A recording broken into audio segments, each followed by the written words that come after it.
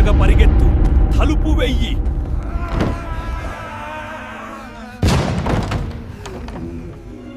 ఓరి నాయనో, ఆ దయ్యమేందిరా అంత భయంకరంగా ఉంది?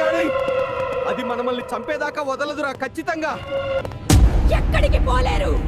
నేను మీ మెడలో విరిచి మీ నెత్తురు తాగేదాకా వదలను. మీరు ఎలా తప్పించుకుంటారో చూస్తాను. నన్నించి మీరు తప్పించుకోలేరు. దొరికారో అక్కడికక్కడే.